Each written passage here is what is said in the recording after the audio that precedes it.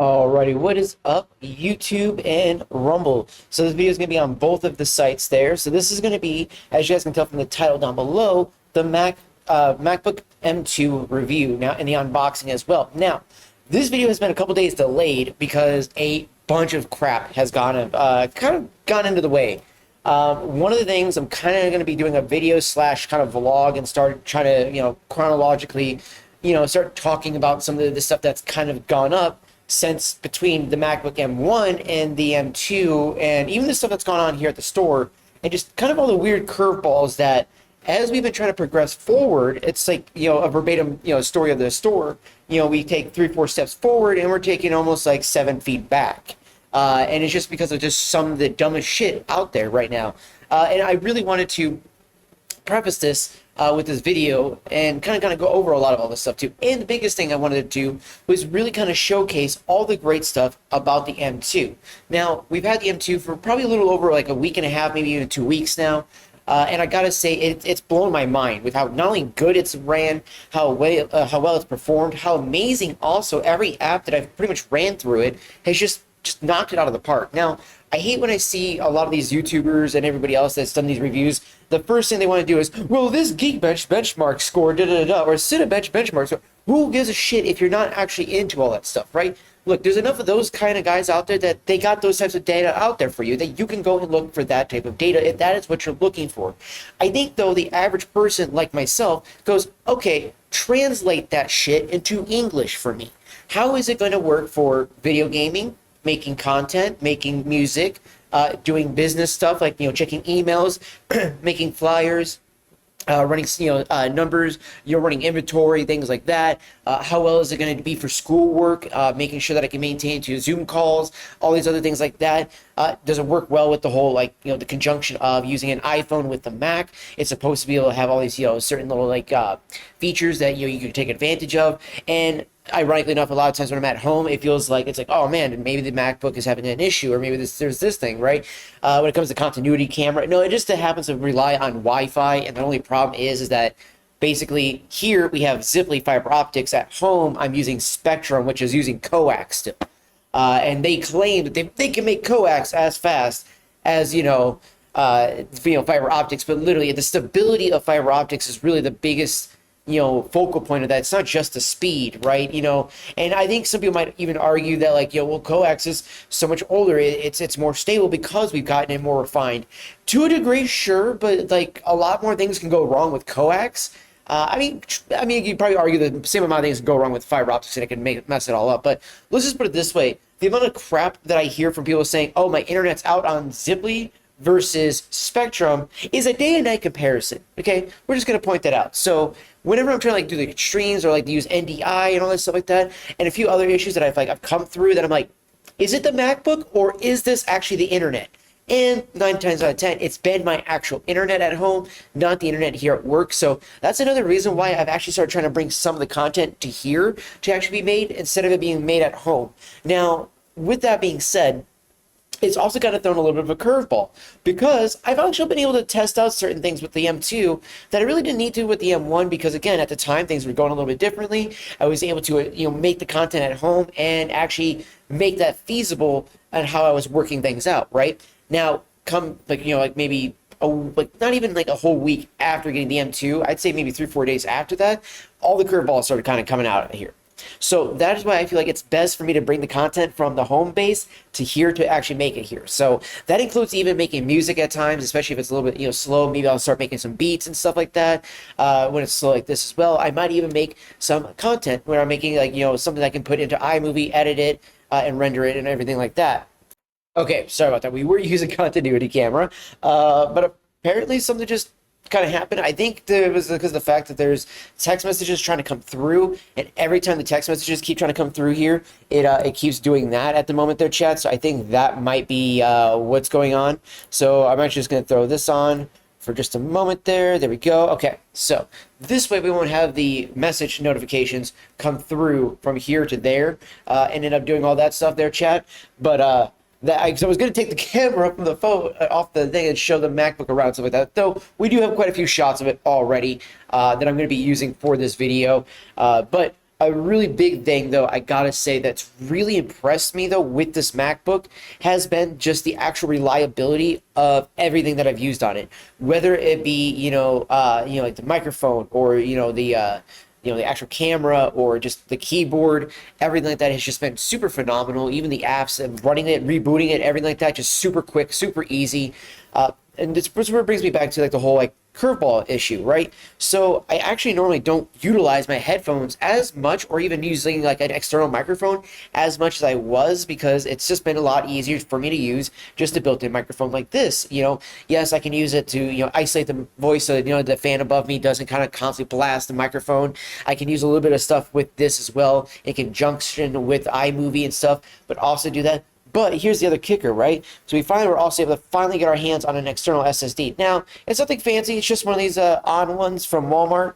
And I know a lot of people out there are going to be like, oh my gosh, why would you go with something like that? Look, at the end of the day, I just need something to get me by until I can afford like a T7 or a T5, and not just for this guy, but I also need one for the actual M1 for my little sister now. Plus, once I get the Mac Mini, I'm going to need the Satechi hub.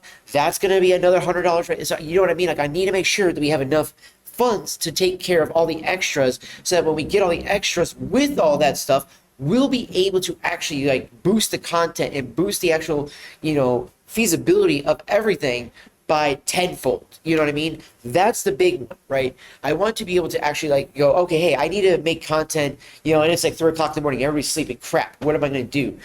And this is where this kind of all plays in, right? So I end up using like the actual headphones more and the microphone, everything like that that's built into that. Also the external microphone that I used to use, my HyperX.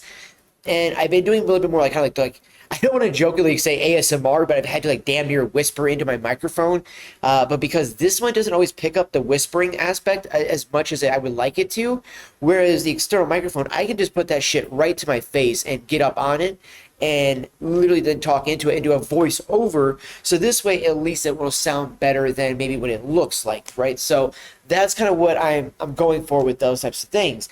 But the biggest thing that, and I know that sounds weird for most people, but it's like legitimately, I don't even use the headphone jack. So that's where I was bringing this up, was that the high impedance headphone jack that you get with these guys, I never take advantage of it. I never utilize it. I have a studio grade headphone set that I don't really, use on stream or do much with that because it's mainly meant for music production.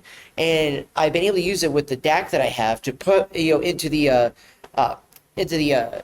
MacBook. And this is where it was kind of nice to have because I bought this way back when I actually got the Razer Blade. And this was an issue that I actually would constantly complain about day in and day out whenever I used the Razer Blade. And I would actually talk about it on stream constantly like, oh yeah, I'm using these headphones that are even like just the Razer headphones, right? And then the studio ones I was using, both were literally just hiss, hiss, hiss, hiss, hiss. And it would just like, and again, as I was doing that, like, you notice what I would say his central, it would because it would come in and out. It wouldn't be a full fucking, like, let's say song or maybe full video, whatever the case was. It would just come in, come out, come in, come out. And sometimes it'd be really long, sometimes it'd be kind of short. You know what I mean? It was just super weird how the hissing would come through on the Razer Blade. Well, using those same exact studio headphones, I can't remember the model that they are, they literally never have an issue with the MacBook though. I can plug them in, pop them on, and then as I'm making music, I'm like, okay, yeah, I can hear all the highs, the lows, the mediums, or the mids, you know what I mean? I said mediums, mids, and everything just sounds good. It doesn't sound muddy. It doesn't sound, blasted. I don't see, hear anything feeling like I'm getting any hissing or any other issues when it comes to using those types of like quality headphones with just a MacBook Air. You know what I mean? So it's nice to see that something that little of like of an actual feature that I normally don't take advantage of, it does work really well because especially if you are trying to just make content on the go, it works really well with that. Now, especially with making content on the go, though, this being like just so much better of an actual camera, everything like that, I can actually rely on this webcam a lot more than I did with the M1, especially if I don't, let's say, have the external camera like today, or having issues with continuity camera for whatever reason. And in this case, it's just because there's constantly messages coming through, so it's triggering it on my phone, and then it's literally popping over to the messages. And then once it's done with the the message notification, then it comes back, and then it's just like, okay, we don't need that having to constantly have it blur out the screen, everything like that. So I have to constantly pause it, unpause it, everything like that. So that is why I decided to just go ahead and pop on the webcam. Now, Again, I will say too, one of the other things that I've constantly talked about in every video is the gaming on these MacBooks. Now you'll see it even on this video. I'm going to put it somewhere that I can, but you will see some gameplay of Resident Evil 3 and maybe even a few other games that I've been playing actually just recently. Just kind of test it all out because I'm getting this kind of prep to see how well it'll handle, get this, Cyberpunk fucking 2077 when it gets ported over here. Now here's the big catch, right? So I think a lot of you guys are going to be like, dude, what the fuck? How are you going to try to think that you're going to run that on your fucking, your measly little, MacBook M2, right? Oh, you think it's just a measly little M2. Here's the kicker. The fucking GPU, okay, core amount is literally that same of my actual desktop. Now, for whatever reason, and I brought this up in another video recently, was that desktop never utilized the full 8 gigs of VRAM, and it seemed to sometimes be like handicapped by something all the time. Because there was oftentimes, so even when I'm playing like, let's say Resident Evil 2 for all that matters, I would be able to only set it to maybe 4, at best, maybe 6 gigabytes of actual VRAM before I would have just an instant absolute shitfest of an actual experience, whether the game crash, artifacting, or whatever the case is happening. And it's like, dude, this is 8 gigs of VRAM. Why am I not able to tap into all that?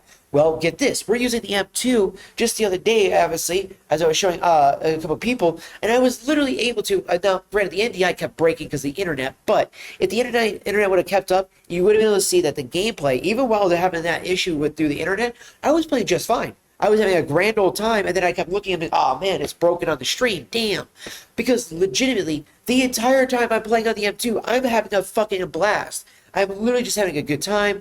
We actually enjoy the content that I'm able to make, and that's the experience that I hadn't been able to have off of the fucking desktop that I had in years, dude. It's kind of insane. So the fact that we have that happen, just a little M2, and that it's able to actually utilize the 8 gigs of VRAM, okay? Well, then Cyberpunk should, ideally, not saying it's going to run like 4K, 120 frames or something like that. I'm not going to try to be crazy here, right? But I usually run the game around, like I think last night it was at 1600 by 900, or a lot of times, sometimes I'll just run it by 1900 by 1080p. And even with the frame rates, I'll run that at like 120 or 60, wherever I want to lock it at. And even at 1080p, 120 frames, it was running just fine with RE3. Now, with Cyberpunk, I haven't tried like crossover or anything like that because those do cost money. So when you see a lot of these YouTubers and they're like, oh yeah, so if you use crossover to play like Steam games and stuff like that, just remember that they leave out the core little fucking fact that parallels and crossover both cost money. Now, I do believe they have both a one-time fee and then a monthly subscription that you can either pay for. One is going to be costlier more than the other one, but there's also a problem too with that come with Parallels. Parallels has like different levels of like, depending on what you're trying to do, you can get a different version of it that might allow you more access to Windows apps than the other one. So you might need to look at that one too, because obviously the more packages you look at or the higher levels up you go on Parallels, it gets pretty expensive. And it's like, dude, I just want to be able to play my favorite game on my MacBook or on my Mac Mini when I do actually get it. Not just be screwed over to have to do crossover all the time. Because a little also side note, I've only seen a few YouTubers actually mention it, but there are quite a few games that as you're playing it, like Uncharted, for instance, is a big example of this. Same with Last of Us. They would both give a random just memory leak issue where you would have to play for a little bit, cut the game off, turn it off, pop it back on, and then you could keep playing. But you'd have to keep doing this every so often because you just get a random memory leak every about like hour or so. That shouldn't happen, right? Then there's some games with crossover, it just runs flawlessly, and in some cases, some people even felt that it ran actually better than it did when it was running on, the native actual support. So there's a lot to be said with that. So again, that's why I'm excited to see Cyberpunk finally come over to the Mac port, because then it's going to take advantage of the Metal FX actual graphics in there. And knowing how CDPR is when they come to porting games and making games, I know that a lot of people have had issues with the RoboCop game that's come out recently. I really don't see them having that big of an issue when it comes to something like Cyberpunk. Just CDPR has done a good job. I mean, aside from the launch, all right. Again, I think everybody always wants to just be like, well, but remember the launch? Remember the launch? Okay, yeah. We all fucking remember the launch. but do you not fucking see how well it's done now? Do you think the launch is playing into effect of that? No. It's because how good was Edge Runners? How good was Phantom Liberty? How good have they marketed it recently versus how they marketed it before, right? The marketing that they did for Phantom Liberty was chef's kiss. It was spot on, perfect. It literally landed the notes of everything and made you look at the game and go, yeah, I want to play that. Whereas Cyberpunk, the actual 2077 base game, marketing, it made you want to play the game, but it was promising you some things that it definitely just didn't fully deliver on 100%. But that wasn't exactly about the porting of it, though. That's just about the quality of it. Now, when it came from hey, we got to go from PS4 to the PS5, to the PCs and all that stuff like that. All of those ports worked really well. How it handles on the Switch, I don't know, but it's only going to the Switch 2 from what I've heard, not the Switch 1. So those that have been like, how is it going to the Switch 2, but wasn't available for the PS4? As far as I've been told, the Switch 2 is supposed to be mildly more powerful than a PS5. Take that with a grain of salt. I've heard others, though, say that it's actually just only more mildly powerful than a PS4 Pro. That it's about as powerful as a PS5, which would make more sense to me than it being mildly more powerful than a fucking PS5. I just don't think that. But at the end of the day, we'll see what happens, right? But that is why the Switch 2 is getting it, not the Switch 1, right? So keep that in mind. When you see the Cyberpunk 2077 port coming, that is not for the older Switch. That is going to be for the newer Switch. At least that's as far as I've been told. I've not heard or found any other things in the resources stating that it's going to be going to the first Switch as well. And maybe it's just I've overglanced it, maybe I've overseen it. So if anybody wants to post it down in the comments below, let me know. Maybe I've missed it in an article, but I haven't seen that in an article that it says it's for this first Switch, but it's only for really the Switch 2. But with that being said, around the same time that they're porting it to the Switch 2, a lot of people have even speculated that we're going to see it actually come to Mac as well, which will be June. Which literally, that's only about 18 days away left, or 8 days left. 8 days left. So yeah, I was thinking as if this was the 12th, not the 22nd. So yeah, we only have about 8 days or so left before we get into June, and then it's pretty much whenever it lands in June, then we see it happen there. So I could see maybe the start of June, if it's let's say June 20th, the game comes out, right? But starting at the beginning of June, you'll start to see the game on the Mac App Store, but it'll be to pre-order it. So if you have Arcade or whatever the case is, I definitely recommend checking it out, because if I'm not mistaken, you get a discount when games come to the store early, and you could get it for a way cheaper price tag. So I definitely urge you guys to check that out. And even if it's not, if it's $60, guess what? I'm still paying $60 fucking dollars for Cyberpunk. Just to be clear, I will still pay $60 fucking damn dollars for a brand new copy of Cyberpunk from the App Store if I can't just port the one from Steam, right? So if I can't just do the one from Steam and just do a new copy, whoop-de-doo, don't care. I'm still going to enjoy my favorite fucking game, and we still going to be streaming it, chat. So best keep an eye on that one, right? So the only big thing, okay, so the reason why, real quick to wrap this up, the reason why I actually wasn't able to do NDI recently as much as I've been wanting to, I need an Ethernet dock. I don't have a dock. And not only that, not only would I need one, I would need two. Because if I'm doing this from the M1 and the M2, both need Ethernet. So, with that being said, I'm only going to buy one dock, and when I get the Mac Mini, because it has an Ethernet port, I'm just going to put the dock on the M2. We're going to stream from the M2, but game capture from the Mac Mini. That is going to be the actual goal.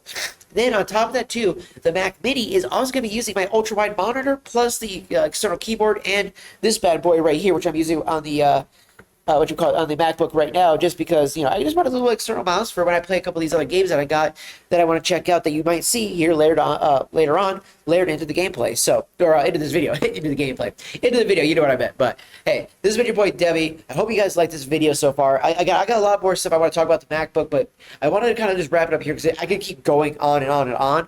But I really do just want to make it a short one right now for this kind of unboxing video. And now again, like I said, you have seen through this video, I'm sure, as I've been talking, shots of when we opened up the box, when we got everything in, all that jazz. It was an open box item from Aaron, so that's why it didn't have the cellophane and everything like that on it.